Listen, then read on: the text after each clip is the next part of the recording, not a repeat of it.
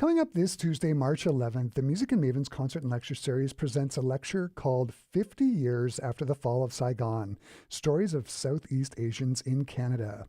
This thought-provoking lecture examines the lasting impact of pivotal events that took place in 1975. The fall of Saigon, the collapse of Cambodia's Lon Nol government, and the Khmer Rouge's takeover of Phnom Penh, and the end of the Laotian Civil War. These turning points in history forced thousands to flee, leading to a wave of Southeast Asian refugees seeking safety in Canada and other parts of the world. Leading the discussion is Dr. Phetsamay Stobbe, an expert whose connection to the subject matter is deeply personal. Dr. Stobbe is a professor of conflict resolution studies at the Menno Simons College at the University of Winnipeg, a leading authority on Southeast Asian dispute resolution. She has advised the United Nations Development Program and the UN Security Council's Peacebuilding Support Office. Her Hearts of Freedom project gathered first-hand accounts from 173 Southeast Asian refugees across Canada, culminating in a historically significant exhibit showcasing the resilience and contributions of this community in Canadian society, despite overcoming unthinkable and harrowing odds. Beyond her academic expertise, Dr. Stobbe has lived the experience. As a child, she and her family fled Laos, coming through Thailand before eventually finding refuge here in Canada. And today, she joins me in the Classic 107 studio to share her insights and talk about her lectures, 50 Years After the Fall of Saigon, Stories of Southeast Asians in Canada. Hello, Stephanie. Nice to have you here. Hello. Nice to be here again. So the first question I want to ask is, last year, the Hearts of Freedom project, which you helped create, was on display at the Manitoba Museum. How did the exhibit go, and where is the exhibit going from here? Well, the exhibit was at the Manitoba Museum from January to April of last year, and we had a number of events there. We had the opening event to a sold-out audience, so that was really exciting. We had a second event that also included our film, Passage to Freedom. And with that, I wanted the community to be able to go and visit it at any time. So there were a few individual group tours that I was able to host. And there were also school tours. And I invited my graduate students from University of Manitoba to come and be a part of that and to help guide some of those tours and give information to people who are visiting the exhibition. So we actually had a number of events associated with that project at the Manitoba Museum. I gave some private tours, as I mentioned, including a tour with Lieutenant Governor Anita Neville at the museum.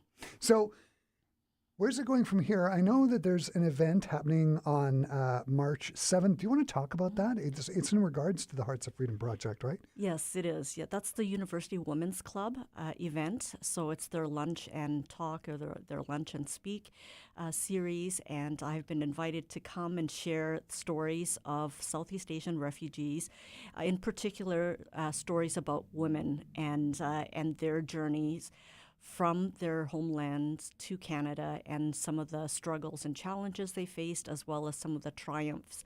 And it's also to celebrate International Women's Day. So it has been 50 years since the fall of South Vietnam and the takeover of Cambodia by the Khmer Rouge, but it's also been 50 years since the end of the Laotian War. Your family came from Laos. How did your family end up becoming refugees?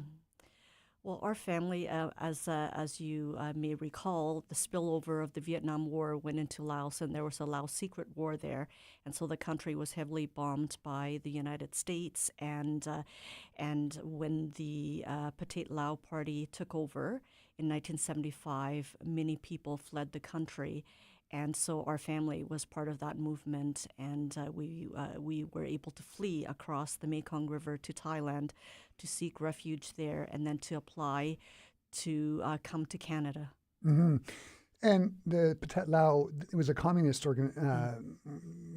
organization that took over the country, right? Yes. And that's how you were here. So on Tuesday, you're giving a lecture at the Music and Mavens Concert and Lecture Series about those turbulent events that took place. And the stories of the refugees that came to Canada. you have done 173 interviews with refugees and their families for the Hearts of Freedom Project. 50 years after those times, are there sort of one or two common threads or themes that you recognize that shone through?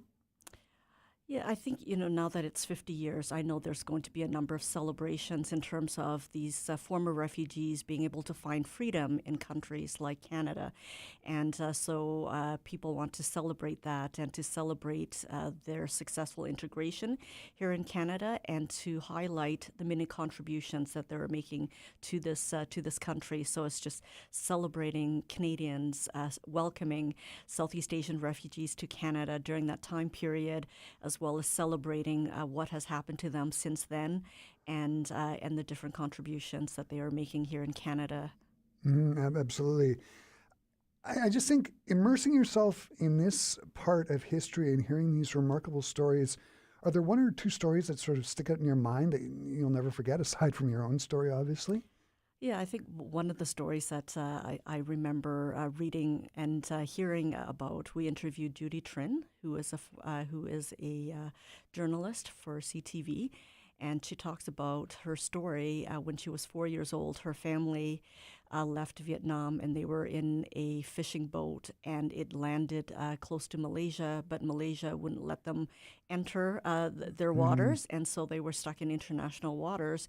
And one of the things that she recalled was that the captain told everyone that they were going to break down the ship and sink the ship, so that people would then be forced to swim across the waters in order to get to land, and this way they would be able to get processed. And so she tells the story. She was 4 years old, and her father jumped into the ocean first, landed in the waters, and now it was her turn. And her mom had, I think, her 2-year-old sister with her, and she's 4 years old, and she just froze. She could not jump overboard into the water. And so her mother made this really difficult decision, and she just took a hold of her and just threw her overboard, hoping that her father in the water would find her or catch her. And she said to this day, her mother still has nightmares about that, having to make that difficult decision. What do you do? Do you stay on the boat and perish? Or do you jump overboard and try to find safety? Mm-hmm. They say that time heals all wounds. Has it been your experience that healing has happened in Southeast Asian communities here in Canada? I'm thinking in particular of North and South Vietnamese, ex-Khmer Rouge soldiers, and regular Cambodians.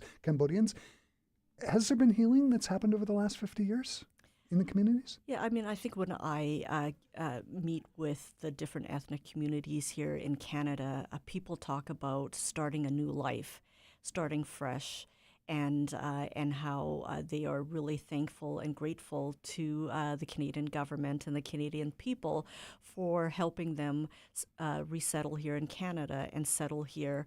And so many of them talk about, those really, important relationships that they have developed with the Canadian people.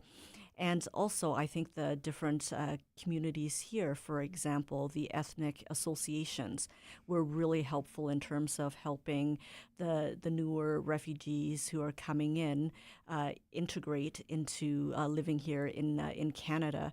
And a few people had families who arrived here before. So those who came earlier, in 1975, for example, compared to the other movements that came later in 1979, 1980, those who came later, some of them had the assistance of those who were here earlier. And so that was really, really helpful in terms of helping them get used to living here in Canada and adjusting to the different challenges that they may experience in coming here, whether it's weather or work or food. And people talk about there must be more than just Uncle Ben's rice. Yeah. When I think of that about that time period, and you're talking about this period of 75 to 80, in the late 70s, was it mostly Cambodians coming from the from after the Khmer Rouge lost power? Like, how did that flow work? Was it Vietnamese and Laotians, but like from 75 to 77, and then later on Cambodians? Is that the experience? Yeah, I would say that in the 1975s and the few years after that, you had many of the Vietnamese who were able to flee. Some of them were former government officials, business leaders, so they had the means to be able to leave during that time. And then later on in the late 70s, you had the other groups of Vietnamese. Also, you had the Chinese Vietnamese who were persecuted, and so many of them left during that time. And of course, the Laotians, the majority of them left in the late 70s. And then with the Khmer Rouge coming into power between 1975 and 79, then you had a large group of Cambodians who left in the late 70s, well into the early 80s. Can you talk about some of the topics and themes that you're going to be discussing on the lecture on Tuesday? And can you also talk about how you're going to be presenting the stories? Yes, so there are 3 themes, and I'm going to follow the exhibition themes. And so one of the themes that I have on the exhibition panel is looking at their escape journeys and refugee camp experiences.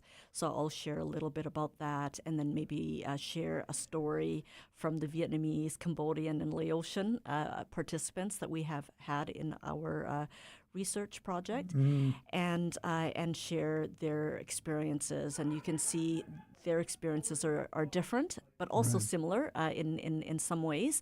The Vietnamese escaped via the South China Sea. And so you hear about the boat people being attacked by pirates or running out of food and water while they're stranded out at sea. And you hear about the Cambodians having to walk through minefields and jungles in order to cross over into Thailand and to go to a refugee camp there. And then you hear about the Laotian often crossing the Mekong River. Like your And family did. and depending on where you are along the Mekong River, certain parts can be quite treacherous and dangerous. And then you have soldiers on both sides of the river, and one of them doesn't want you to leave Laos, and then the other one doesn't want you to enter Thailand. And so you'll hear, different stories in terms of their escape experiences. And of course, with the Vietnamese, they had many more options in terms of where they go. Some of them went to Hong Kong, some went to the Philippines, Malaysia, Singapore, because they were right on the sea there. Whereas Laos was landlocked, so they had fewer options. So they went through the jungles or across the Mekong River, and then the Cambodians too mostly went across the jungles into Thailand. And so I'll talk about that as one theme. The second theme is looking at government policies and programs, and to highlight the significance of this as part of Canada's history of immigration, the different programs and policies that came into place as a result of the Southeast Asian refugee movement. So the private sponsorship of refugees program really came into being, was actually applied to the Southeast Asian refugees for the first time. And so I'll share a little bit about that and maybe some key government personnel who were instrumental in terms of making things happen or in terms of implementing certain guidelines and programs and applying the 1976 Immigration Act and making it a reality. Do you want to talk about the last interview that you did for the Hearts of Freedom? Yeah, I found that super interesting. Yeah, so the last interview we did was with former Prime Minister Joe Clark. And it was really special to have him be part of this project because of his involvement during that time. And he talks about the importance of collaboration between different levels of government, between different NGOs, leaders, and with other leaders in the communities. And so during that period of time, he said there was a period of great collaboration and cooperation, and that's what made it possible to be able to resettle such a large number of Southeast Asian refugees during that time. I think between 1979 and 1980, Canada resettled 60,049 Southeast Asian refugees during that 18-month period. And I think between 1975 and 1997, when the program ended, Canada resettled over 210,000 Southeast Asian refugees. And so that is just historic in terms of immigration, in terms of resettlement of large numbers of non-Europeans to Canada. Right, So I think that's really, really important, that the Southeast Asian refugee movement marked the first time that Canada brought in a large number of non-Europeans to Canada. I believe it was the largest and longest resettlement of non-Europeans. So you've got the stories of leaving the countries, and you have the stories of government collaboration. Are there any other topics that you're going to be covering on Tuesday? Yeah, so then the third topic that I will be looking at is looking at their settlement and integration. So where are they now? And hearing from them directly all the different kinds of work that they have done since they arrived in Canada and to what they're doing now. And many of the stories are really, really amazing. Some of them, for example, were doctors or dentists back in Vietnam, and they come here and their credentials are not recognized. And so they basically start from scratch and are able to get requalifications. And now, they have these successful dentist practices, or they are now the chief of staff at a hospital. And so it's really, really exciting to be able to hear how they have remained resilient.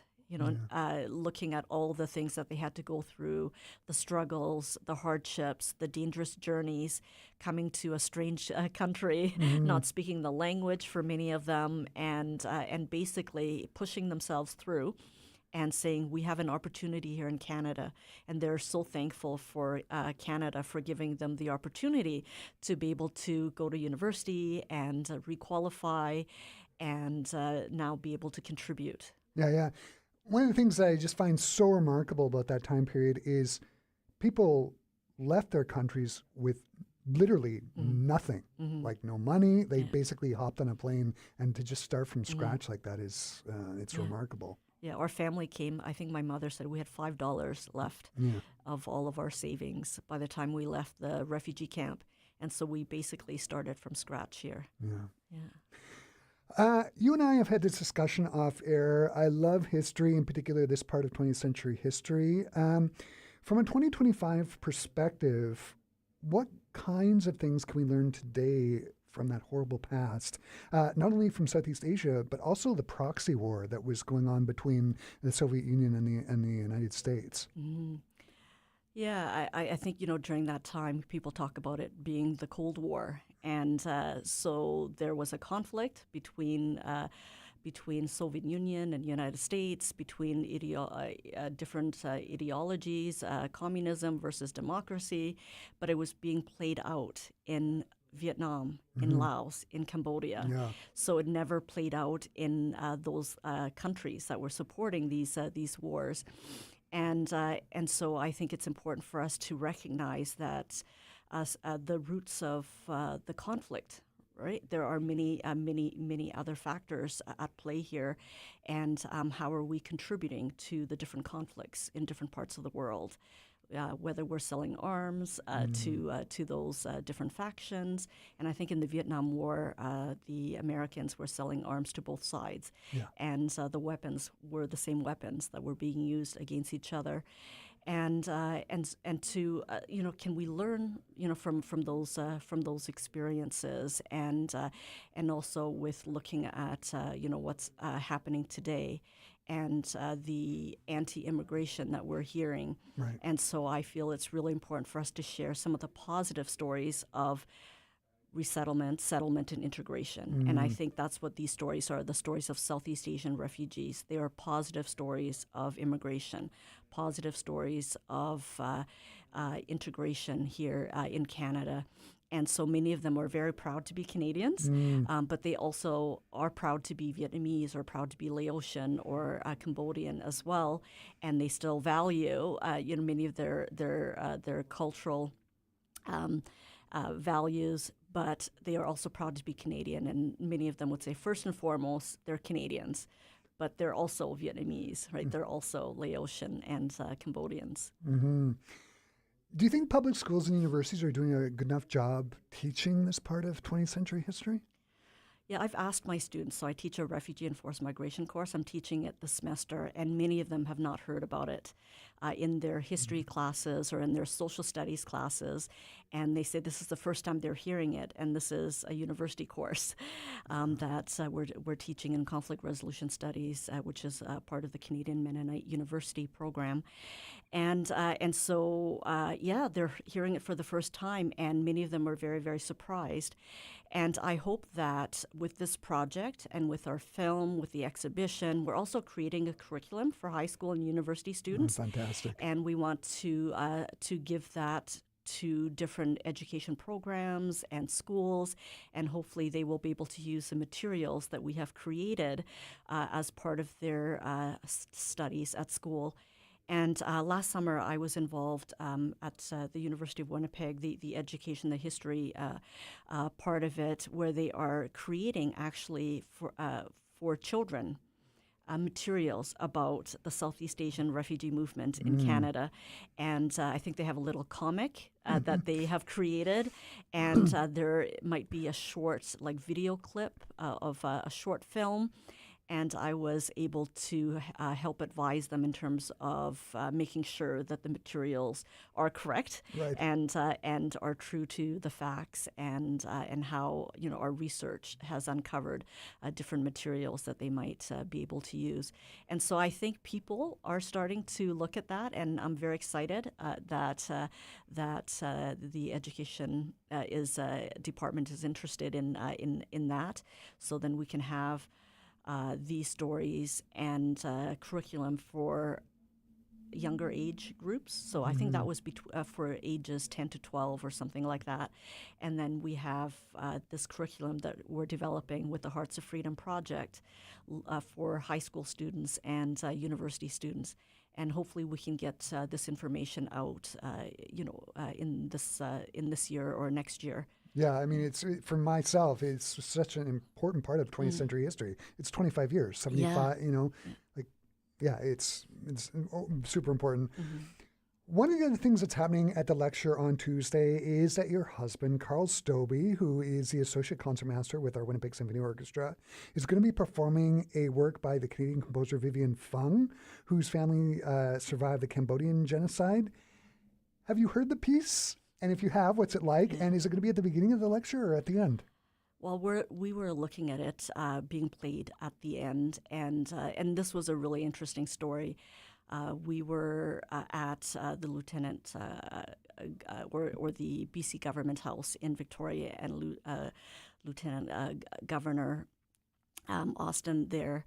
She is a classical music fan, and when the team heard that my husband was also a classical musician, someone asked, would he be able to perform and play something? And so Carl and I started talking, and I said, well, you have to look for a Southeast Asian piece, something to go along with the theme of the Hearts of Freedom exhibition.